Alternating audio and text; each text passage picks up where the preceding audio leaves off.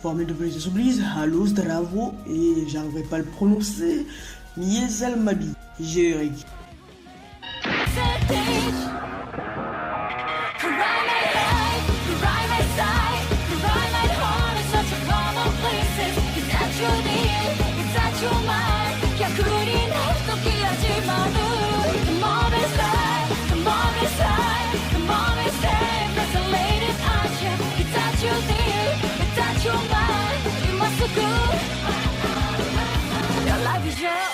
Bon alors avant tout, synopsis. Yumi Kawana, à 26 ans, travaille au sein d'une entreprise de design intérieur. Un soir, lors d'une soirée de travail, quelle est sa surprise de retrouver autour de la table Ayukawa, son amour de lycée. Mais depuis la fin de leur étude, le jeune homme est impliqué dans un accident et se retrouve ainsi en fauteuil roulant. Certaine que jamais elle n'aura la force ni l'envie de fréquenter un homme au corps amoindri, la jeune femme va pourtant sentir quelque chose bouger en elle. Bon bah ça c'était le synopsis qui sortait tout droit d'internet. Maintenant, let's go describe. En effet, suite à son accident, il se retrouve dans l'incapacité de marche, sera atteint à la moelle épinière, dixit l'auteur Haruka Rie. Je ne sais pas grand chose d'elle à part qu'elle soit originaire de la préfecture de Nagano et qu'elle a débuté sa carrière de mangaka en 2011 en remportant la médaille d'or du 6ème prix. Je connais pas ce prix, mais bon. Du coup, à la suite de son accident, il se retrouve dans l'incapacité de marcher. Il serait atteint à la moelle épinière, ce qui provoquera par la suite des escarres, ainsi que des fragilités au niveau de ses reins, et plein d'autres complications. L'objectif de ce manga n'étant pas de montrer que c'est la difficulté qui l'a rendu plus fort, mais davantage de vivre avec lui son handicap, aussi bien que dans sa période la plus sombre que dans sa période la plus joyeuse. Rie et Haruka arrivent à soulever de nombreuses questions. Comment est-il possible de s'aimer et de construire une relation saine, durable? Tout semble dans le manga semble vouloir t'en empêcher, en abordant ainsi la question de l'handicap. C'est bon, tu suis toujours. Jingle, les personnages. En effet, dans ce manga, Rie met en scène la vie au quotidien. Oh shit, here we go again. On voit ainsi intervenir une multitude de personnages avec chacun un trait particulier et un développement qui leur sera propre. Du coup, on va pas s'attarder, je vais parler des personnages principaux. Allez, c'est parti. 1, 2, 3, soleil. Pareil.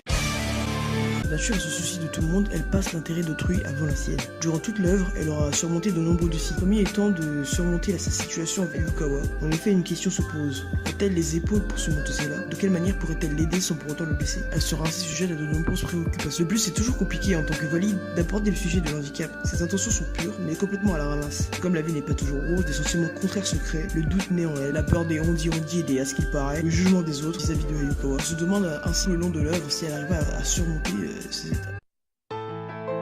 Revêtement parfaitement le symbole du martyr, mais également de la persévérance, suite à son accident, il se sent complètement bouleversé, se sentant dans la capacité la plus totale. Toutefois, suite à de nombreux encouragements et questionnements vis-à-vis de sa personne, il décida malgré tout de vivre et ainsi réaliser son rêve de devenir architecte, à lutter dans un premier temps seul face au jugement d'autrui. Il se considère un peu comme un point mort et il est prêt à sacrifier son propre quotidien pour faciliter la vie d'autrui. A New Man voit le jour, un homme prêt à se battre contre lui-même pour avancer envers et contre tout, quitte à se mettre sa santé en danger et quitte à être seul face à la douleur et à la maladie. Mais c'est sans compter sur de nombreux individus qui seront là pour lui, tels que Kawana et El Famoso Enfermiero.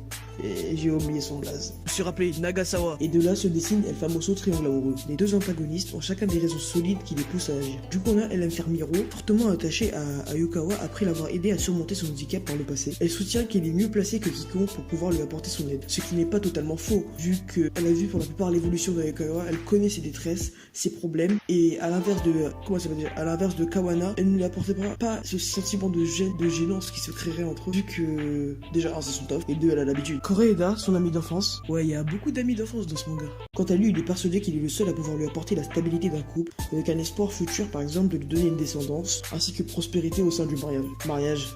Ouais, mariage, c'est une grande thématique dans ce manga. En effet, la situation est de plus en plus compliquée, car son père viendra se mêler dans un contexte assez complexe. Mais bon, secret professionnel du coup, no spoil. Transition. Ensuite, on a une panoplie de couples random, c'est totalement faux. Mais je pense que t'as capté que la plupart des autres couples se retrouveront dans la même situation que Ayukawa et Kawana, mais tous deux proposent une façon à eux de vivre. L'un en restant eux-mêmes dans la quotidienne, malgré les difficultés, et l'autre prêt à tout à réaliser son rêve de fonder une famille, un foyer. Alors pourquoi j'ai aimé Perfect World, me diras-tu? Eh bien, tu vas le savoir, jeune padawan. Outre le fait de traiter d'un sujet omniprésent dans la société, elle m'a permis d'apprendre sur les difficultés que peuvent avoir les couples qui se retrouvent dans cette situation.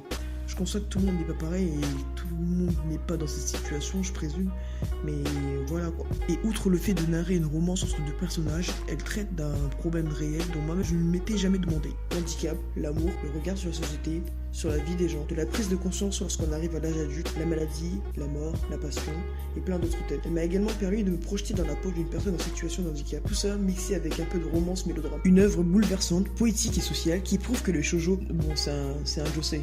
Mais vas-y, merle, n'est pas réservé à des petites amourettes de lycéennes. Se battre pour ses idéaux.